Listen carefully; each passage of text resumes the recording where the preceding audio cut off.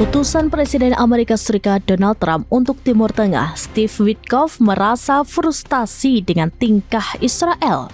Bagaimana tidak, Amerika Serikat terus berusaha untuk membebaskan semua sandera yang masih ditahan Hamas, tetapi Israel tidak mau mengakhiri perang di Gaza. Rasa frustasi dan kritikan terhadap Israel itu disampaikan Witkoff saat bertemu dengan keluarga sandera pada Minggu 11 Mei 2025 malam. Israel memperpanjang perang meskipun tidak melihat jalan keluar lain dan kesepakatan harus dicapai seperti yang dikutip dari The Jerusalem Post. Meski merasa frustasi, Witkoff optimis bahwa kesepakatan damai antara Israel dengan Hamas akan segera terrealisasi.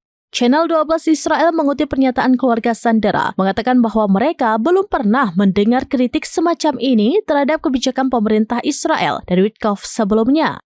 Laporan itu juga mengutip pernyataan pejabat senior Israel yang tidak disebutkan namanya yang mengeluarkan peringatan.